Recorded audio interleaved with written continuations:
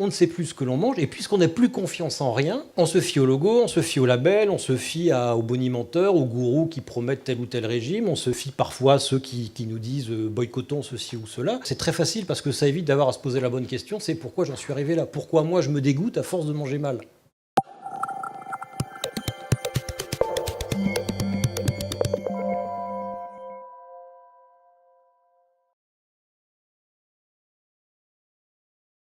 Effectivement, la France a le record du monde du nombre de supermarchés, d'hypermarchés pour 100 000 habitants.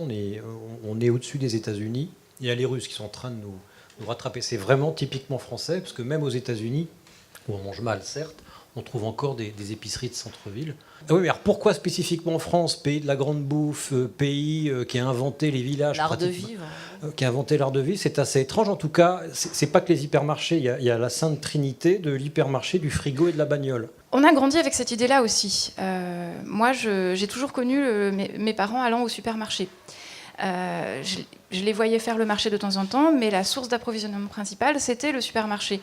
Et je pense que les jeunes parents qui ont mon âge, ils ont grandi avec ça, avec l'idée qu'il n'y avait pas d'alternative. La publicité est surtout axée sur le prix. On nous a mis dans la tête que le supermarché était forcément moins cher. Quand on écoute les discours publicitaires, on a l'impression que c'est une crise perpétuelle et qu'il faut absolument qu'on aille faire nos courses pour le moins cher possible.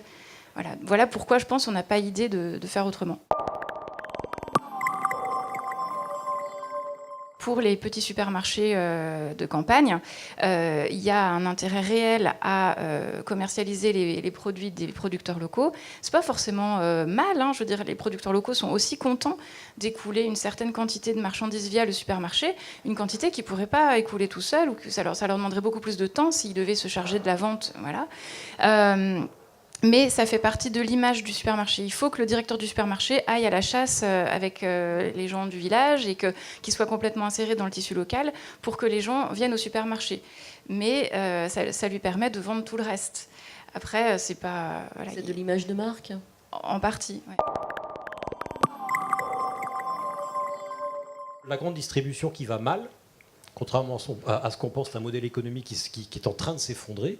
Et pour attirer les clients qui la fuyaient, la grande distribution a bien repéré que ceux qui réclamaient du bio, c'était les jeunes parents.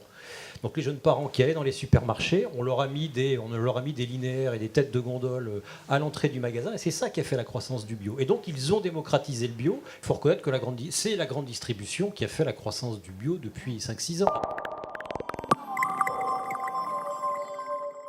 Si on prend les prix au kilo, bien sûr que le bio va être plus cher. Si on quitte la grande surface, on va dépenser moins la plupart du temps. Tous les gens s'accordent à le dire, parce qu'on va plus être tenté. On va plus acheter de chips, on va plus acheter de surimi, on va plus acheter de biscuits au chocolat pour les enfants. Les biscuits maison qu'on va faire, ils vont revenir beaucoup moins cher. C'est un cercle vertueux. Oui, voilà. Et en fait, on va dépenser moins parce qu'on va plus acheter les mêmes choses. Et donc, on va avoir de l'argent pour acheter vraiment de bonnes choses. Par exemple, vraiment de la bonne viande. On va en acheter beaucoup moins souvent, mais quand on va la manger, on va se régaler. Quand vous avez un produit ultra transformé, alors je vous le fais à la louche, mais si vous avez plus de 7 lignes, vous oubliez. Si c'est trop long, c'est douteux. C'est qu'il y a un loup. Si vous voyez des ingrédients que vous n'avez jamais vus dans votre armoire ou dans celle de votre grand-mère, pouvez-vous dire que c'est chelou. Aux États-Unis, ils n'ont jamais connu qu'une agriculture industrielle et une bouffe industrielle. En France, c'est très nouveau. Bref, oui, tout ça nourrit une défiance phénoménale. On ne sait plus ce que l'on mange, et puisqu'on n'a plus confiance en rien, on se fie au logo, c'est ça ? On se fie au logo, on se fie au label, on se fie aux bonimenteurs, aux gourous qui promettent tel ou tel régime, on se fie parfois à ceux qui nous disent boycottons ceci ou cela. Mais ça, c'est facile, j'ai envie de vous dire. C'est très facile parce que ça évite d'avoir à se poser la bonne question, c'est pourquoi j'en suis arrivé là ? Pourquoi moi je me dégoûte à force de manger mal ? Alors, il n'y a pas qu'une question de moyens, il y a une question de déculturation. La France est le pays dans lequel la déculturation alimentaire est le plus fort. AOC, AOP, label rouge, AB, MSC, qui est un label privé pour le poisson, vous pouvez être sûr, vous trouverez toujours des gens pour vous dire, vous trouverez toujours des choses qui ne vont pas bien, mais malgré tout, ça reste des labels sûrs, en tout cas des labels de qualité. L'idée, c'est vraiment de reprendre de l'autonomie par rapport à ça, d'être curieux, effectivement. Et moi, je dis dans le livre, à un moment, on a eu l'impression d'être des aventuriers du quotidien. On regardait plus du tout les mêmes choses, les choses autour de nous de la même façon.